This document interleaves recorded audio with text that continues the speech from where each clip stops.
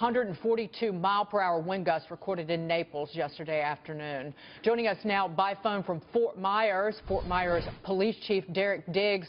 We saw a tremendous amount of flooding in Fort Myers after Irma hit there yesterday. Can you give us a report on how the city's holding up, Chief?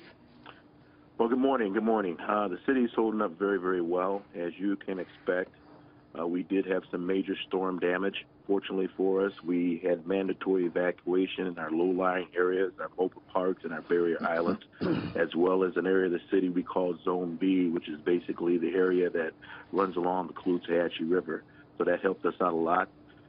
We have streets right now that are impassable with street lights out, intersection control problems.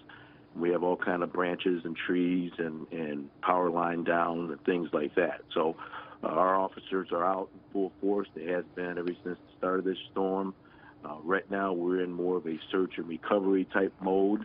And as the morning moves through, we'll have a better assessment of the damage and the things that need to be done.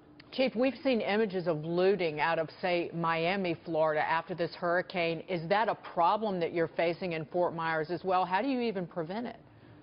Well, it's not a problem we're facing because we had all our officers out in force. And once the storm passed, we got our people back out into various zones and things like that. So the amount of looting that did occur was very, very minimal. And that's the reason why we did what we did. We had a very specific strategic plan to prevent that. In addition to that, we also had a mandatory curfew starting at 8 o'clock last night, lasting to 7 this morning. And that curfew will continue over the next several days as we look at the situation and security for this city. Chief, this is Lily Carter.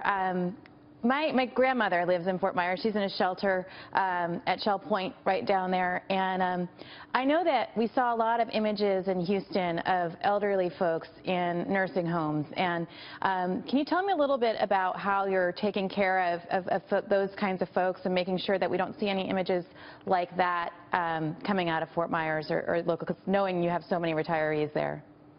Well, one of the things we did, we have a very strong volunteer program that's being headed up by one of our city directors, and she is ensuring that we have the volunteers coming in and assist in that matter, as well as the call out that's went for nurses and things like that to be at our shelters.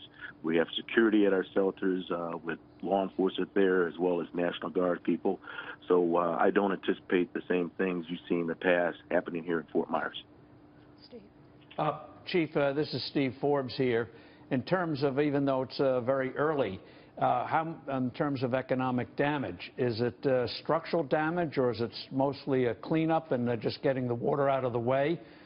What kind of preliminary findings are you able to share with us that in terms of getting the city back on its feet again, especially with tourism? Well, you know, we're still in the preliminary phases of that. I've been out in the streets this morning, and some of our streets are impassable, like I said, and things like that.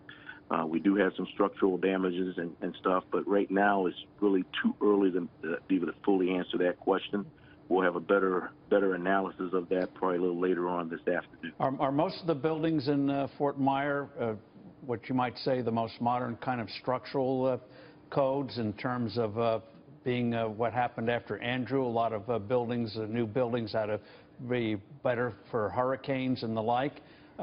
What kind of a situation do you have in Fort Myers? Are most of the buildings up to speed in that respect? Absolutely, absolutely. All our high-rise towers and condominiums and things like that do meet the hurricane specification. And that's one of the reasons why in some of our high-rise towers we had a little difficulty getting some folks to evacuate because they know that it's storm resistant and meets all the requirements of hurricane, things like that. Chief, thank you for calling in. Real quick, do you need anything? What do you need? Oh, right now I think we're doing well. We have all the needs that we have. We have all the support.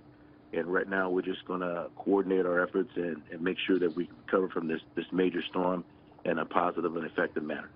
Chief, thank you so much. Fort Myers Police Chief Derrick Diggs. Take care and blessings to everybody down there in Fort Myers. Thank you very much and take care, everybody.